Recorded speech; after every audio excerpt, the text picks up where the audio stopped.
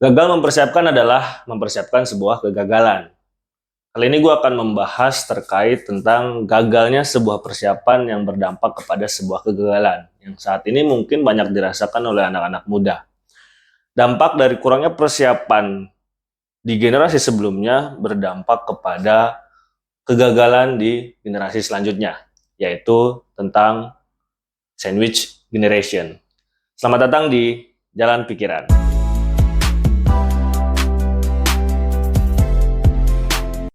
Kenapa sih gue bahas topik ini? Karena menurut gue ini cukup menarik.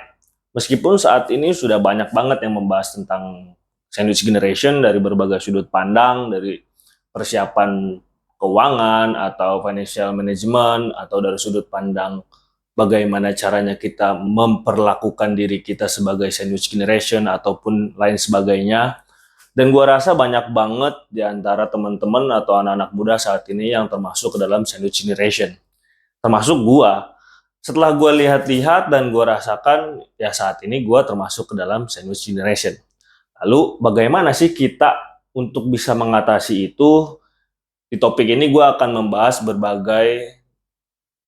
berbagai persoalan tentang sandwich generation, dari mulai definisi, lalu dampaknya seperti apa, penyebab dari sandwich generation itu apa, dan juga solusinya bagaimana sih kita sebagai anak muda yang saat ini sebagai sandwich generation bisa mengatasi itu dan juga meninggalkan legacy kepada generasi setelah kita itu agar tidak menjadi sandwich generation. Lalu sebenarnya apa sih definisi dari sandwich generation itu sendiri? Sandwich generation adalah seseorang yang menanggung beban atas dirinya sendiri, orang tuanya, adik-adiknya, dan juga anak-anaknya, bila memang mereka sudah berumah tangga. Hal ini berkaitan dengan ketidaksiapan orang tuanya di masa lampau sehingga berdampak kepada generasi penerusnya atau anaknya masuk ke dalam kategori sandwich generation. Yang unik adalah kemarin gue membuat di Instastory itu membuat voting. Teman-teman gue yang ada di Instagram yang merespon voting tersebut sekitar 30-an, gue memberikan pertanyaan, kalian masuk ke dalam sandwich generation atau bukan? Dan uniknya adalah 70% mereka itu menjawab bagian dari sandwich generation. 30%-nya mereka merdeka dari sandwich generation. Setelah gue lihat-lihat dari 30% itu teman-teman gue yang menjawab mereka tidak masuk ke dalam sandwich generation, gue tahu banget bahwa kehidupan finansialnya, terutama orang tuanya, itu sudah lebih baik dibandingkan dengan yang lain. Sehingga menjadi jaminan bahwa anak-anaknya atau generasi seterusnya itu tidak masuk ke dalam sandwich generation yang notabene mungkin kita berpikirnya generasi yang terhimpit, generasi yang tidak bisa banyak bergerak. Karena kenapa? Karena tanggungan hidup dia itu sudah sangat banyak.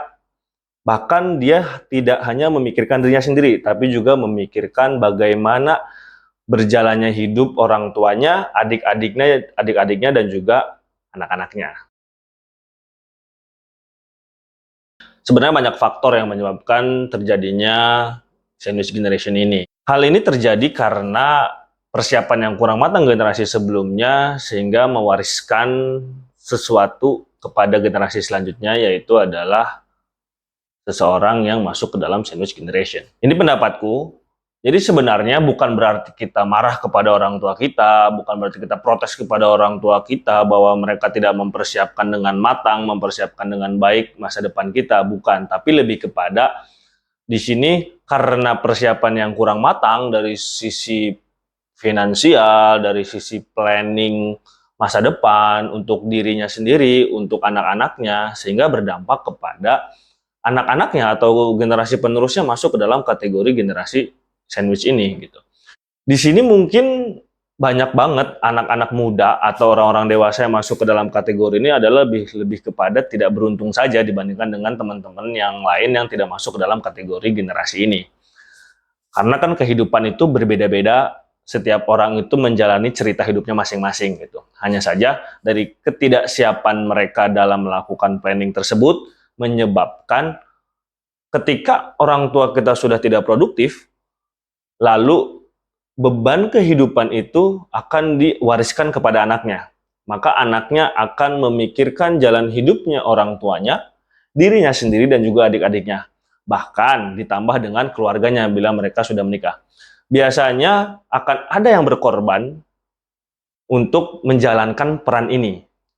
Ya mungkin anak pertama, anak kedua yang notabene lebih dewasa, lebih besar, maka mereka masuk ke dalam sandwich generation. Sebenarnya ada sisi positif dan sisi negatifnya dari sandwich generation ini. Sisi positifnya adalah mungkin akan ada anak-anak muda yang peduli akan orang tuanya, berpikiran dewasa, berpikiran secara matang, karena mau tidak mau mereka adalah tulang punggung dari keluarga tersebut. Mereka akan peduli kepada orang tuanya, pedulinya akan lebih besar daripada orang tuanya dan juga kepada adik-adiknya. Dan ini salah satu sisi positif sebenarnya. Namun sisi negatifnya juga tidak kalah banyak sebenarnya. Sisi negatifnya bahkan mungkin lebih banyak.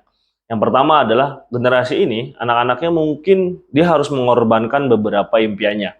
Mungkin ketika memang dia harus sekolah sampai kuliah, sampai ingin menjadi seseorang gitu, dia harus mengorbankan dirinya, mengorbankan waktunya, dia harus bekerja. Karena mau tidak mau, mereka kalau tidak bekerja ya mereka tidak bisa hidup gitu. Lalu mungkin ada juga beberapa generasi-generasi ini, anak-anak muda ini, dia tidak bisa menikah dengan cepat karena mungkin dia belum siap secara finansial, dia harus memikirkan bagaimana orang tuanya, adik-adiknya seperti apa gitu. Dan juga mungkin mereka adalah anak-anak muda yang cukup melelahkan karena orang dewasa permasalahannya akan lebih banyak, lebih kompleks. Dia harus memikirkan permasalahan dirinya dan juga memikirkan permasalahan orang tuanya dan juga adik-adiknya. Permasalahan dirinya saja pasti sudah sangat banyak gitu, ditambah dengan permasalahan dari orang lain di luar dari dirinya. Nah, generasi ini generasi yang cukup melelahkan, generasi yang cukup berat, tapi sangat banyak di Indonesia generasi ini. Maka dari itu, sebenarnya apa sih yang perlu kita lakukan agar kita bisa benar-benar terbebas dari generasi ini dan juga tidak mewariskan generasi ini kepada generasi selanjutnya. Pertama-tama harus kita sadari bahwa ini adalah periode yang cukup melelahkan sebenarnya. Generasi ini adalah warisan dari generasi sebelumnya. Kita harus sadar dulu bahwa kita masuk ke dalam kategori ini karena persiapan di sebelumnya kurang matang. Maka dari itu, kita harus men-state terlebih dahulu bahwa kita tidak akan mewariskan persoalan ini kepada generasi seterusnya. Dari situ baru kita berangkat kepada hal-hal yang lain. Untuk bisa keluar dari sandwich generation, sebenarnya yang perlu kita perbaiki itu adalah dari sisi pendidikan. Pendidikan mau tidak mau menjadi solusi untuk bisa kita keluar dari, salah satu cara kita bisa keluar dari sandwich generation ini.